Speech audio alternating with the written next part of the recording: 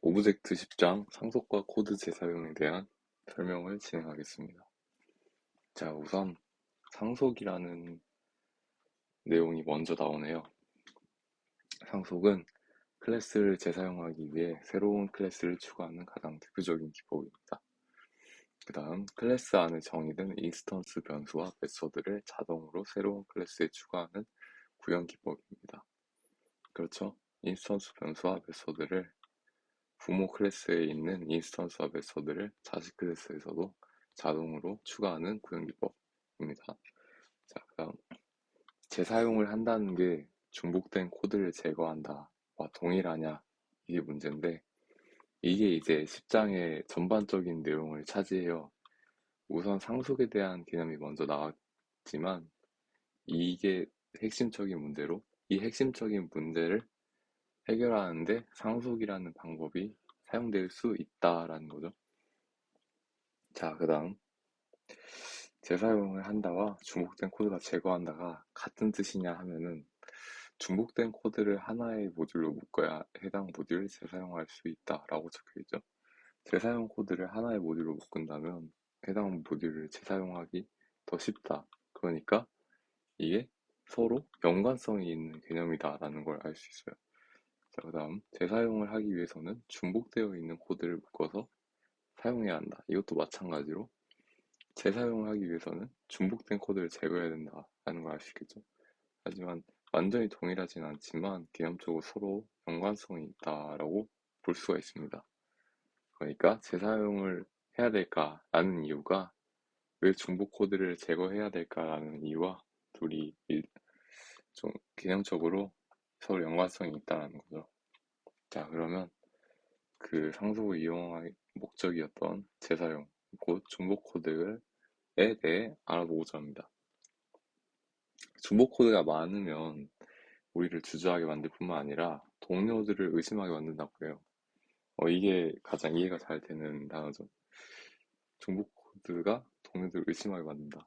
이렇게 하면 안 되니까 저희는 이제 중복 코드에 대해 알아보면서 이거 어떻게 개선할지에 대해 알아봅시다. 자, 총 중복 코드는 변경을 방해하게 됩니다. 자, 그러면 중복 코드는 변경을 방해하겠죠?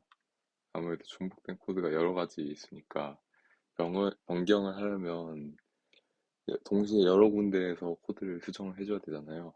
그러한 중복 코드는 변경을 방해합니다. 자, 그러면 변경이 안 일어나게 하려면 어떻게 해야 될까요?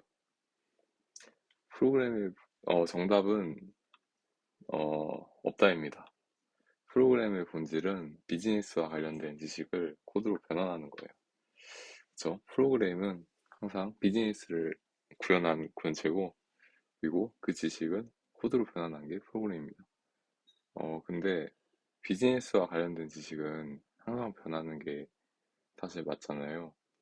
새로운 요구사항이 생기고 처음에 설계된 내용들도 추후에 요구사항이 생기면서 그리고 변경에 대한 요청이 들어오면서 바뀌고 비즈니스 자체도 이제 세상이 혁신하면서 항상 새로운 것들이 나오고 기존의 것들이 사라지곤 합니다.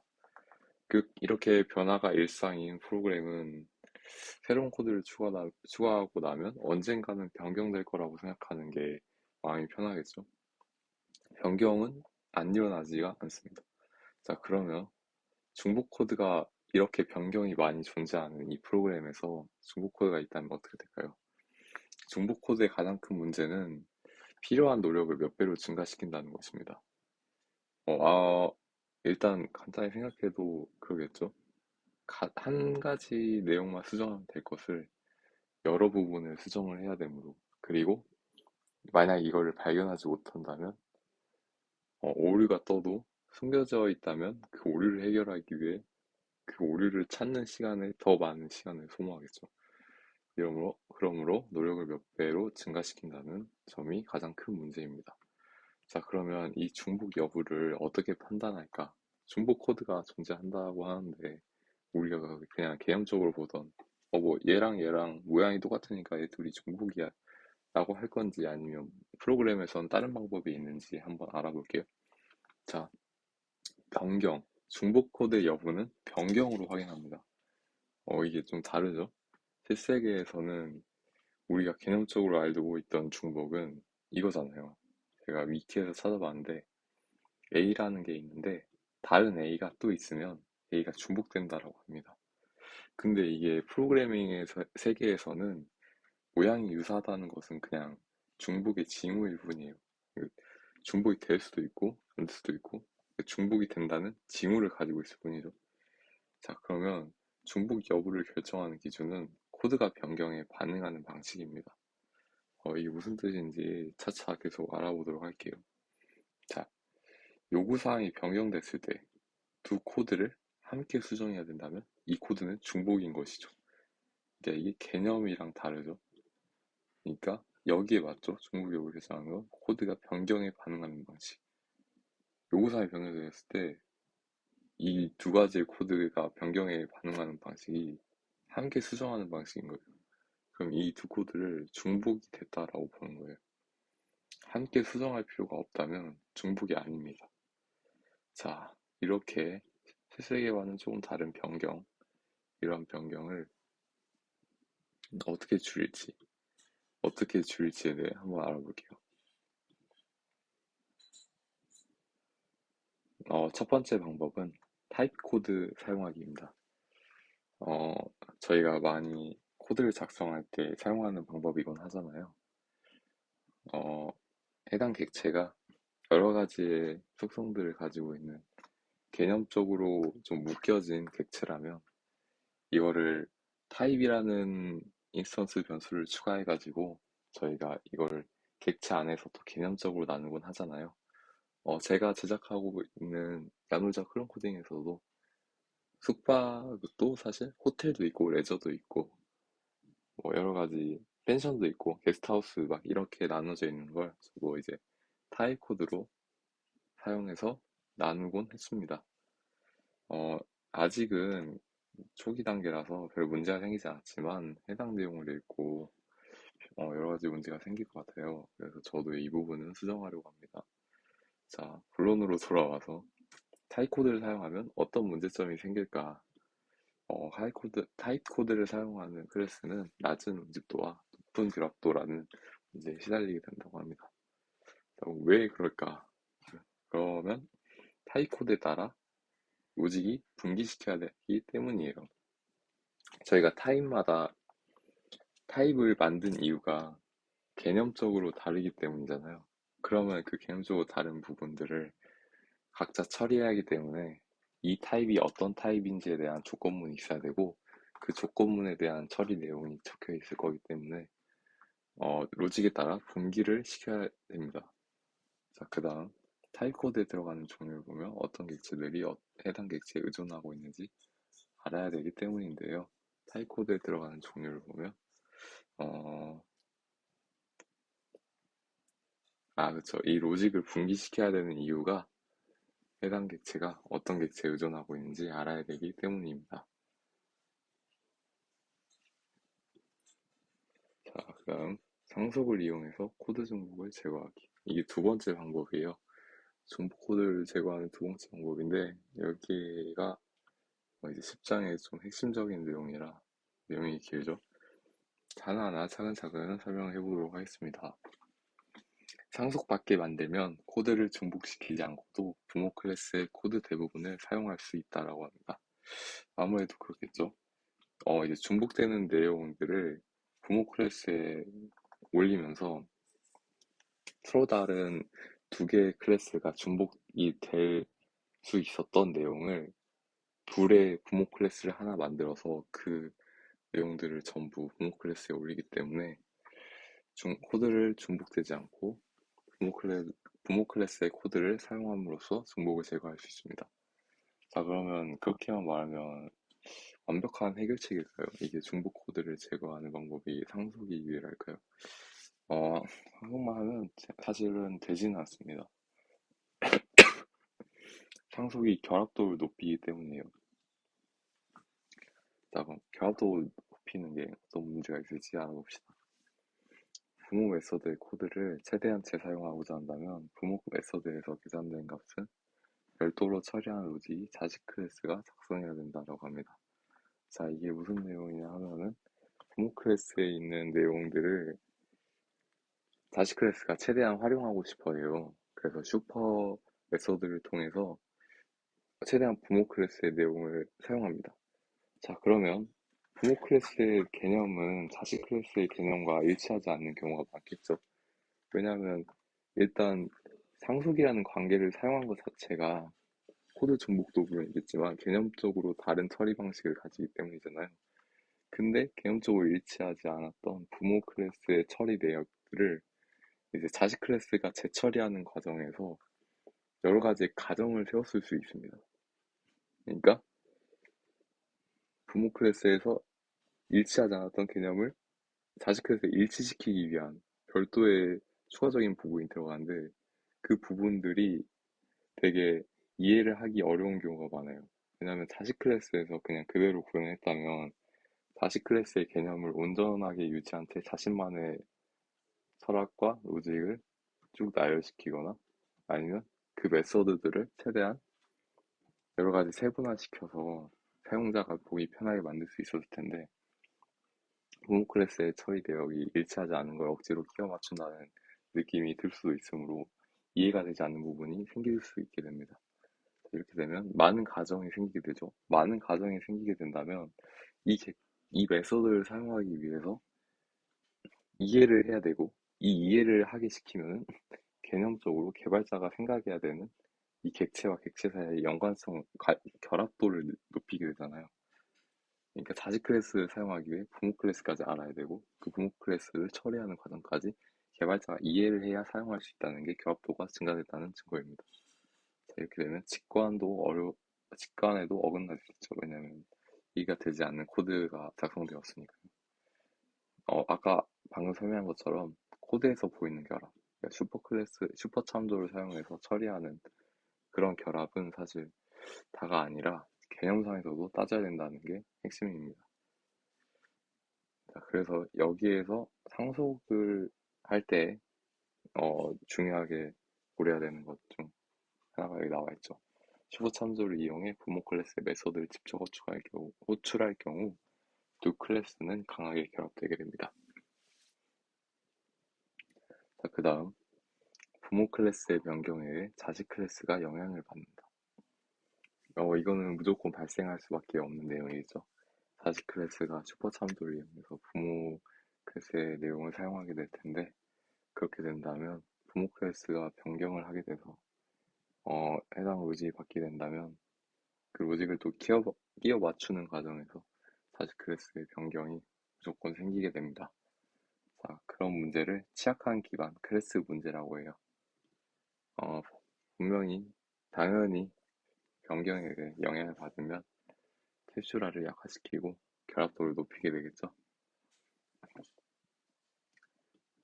그리고 객체 지향이 가진 강력함은 캡슐화와 결합도가 낮다는 것인데 이렇게 구현을 하게 된다면 캡슐화의 장점을 희석시키고 결합도도 낮추게 된다는 뜻. 그리고 그래서 객체 지향이 가진 강력함을 이용하기가 힘들다라는 점입니다. 자, 상속이 가지는 여러 가지 문제점이 있어요. 이 문제점들은 뭐가 있을까요? 첫 번째는 불필요한 인터페이스를 상속하는 문제입니다. 상속받은 부모 클래스의 메서드가 자식 클래스의 내부 구조에 대한 규칙을 깨뜨릴 수 있다라는 건데요. 이게 무슨 소리냐 하면은 상속받은 자식 클래스의 내부 구조에 대한 규칙을 깨뜨릴 수 불필요한 인터페이스 상속 문제.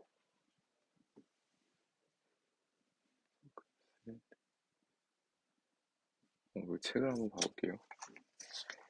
음,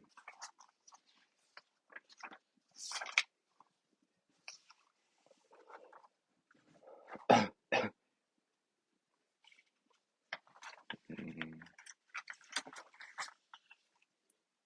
클래스의 내부 구조에 대한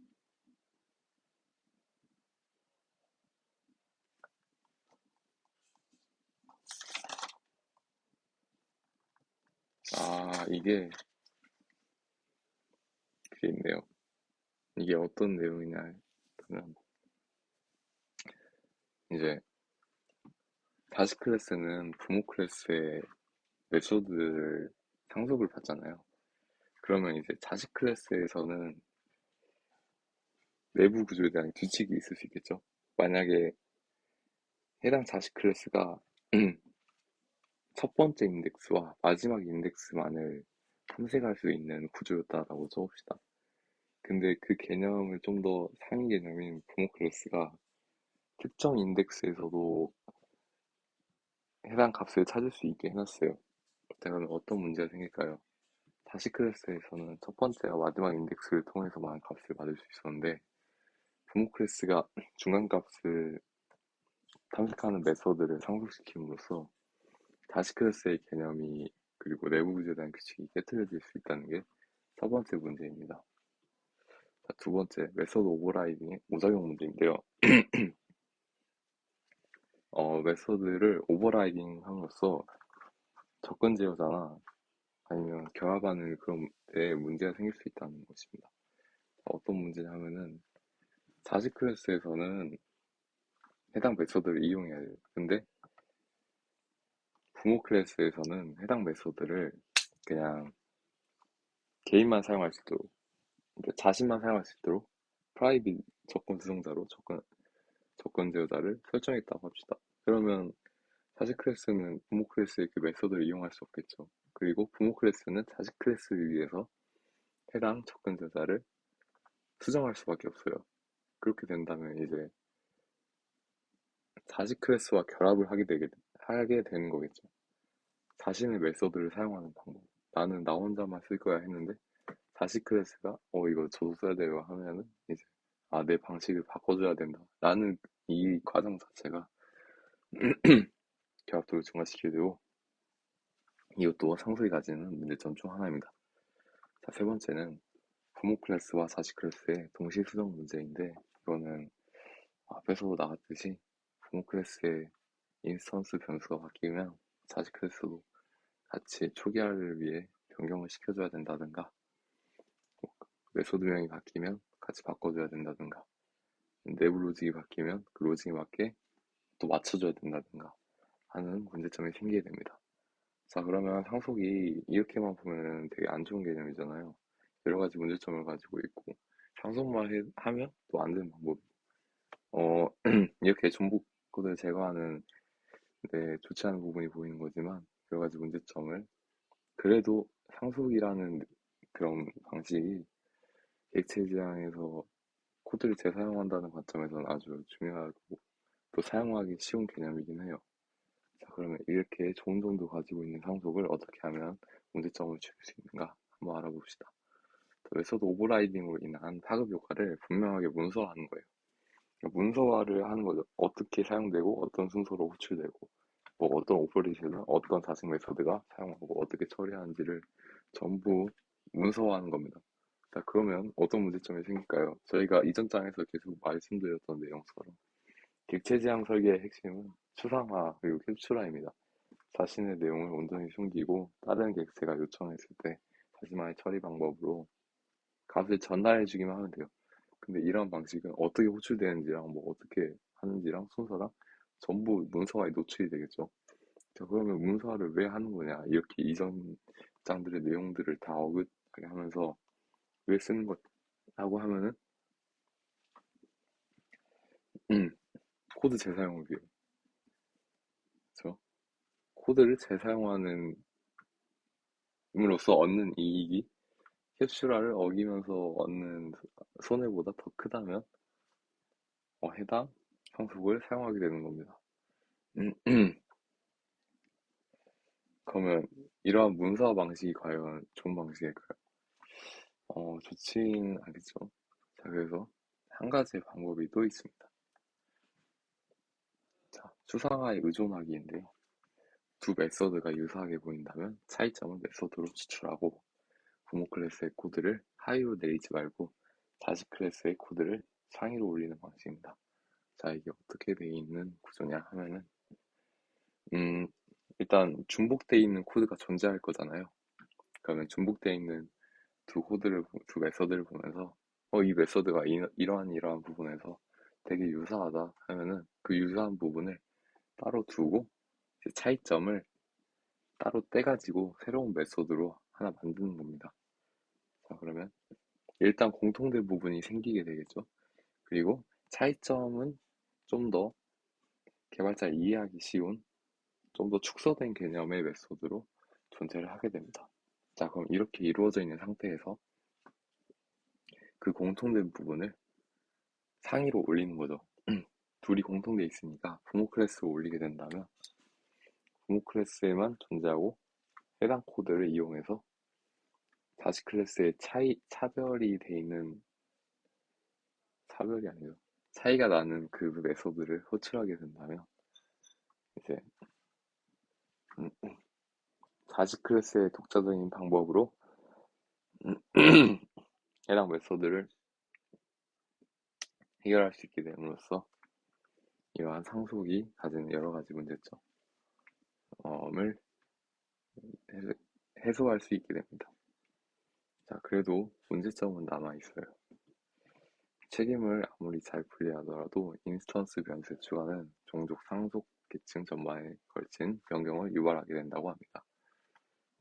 인스턴스 변수를 부모 클래스에 추가하게 된다면 다시 클래스는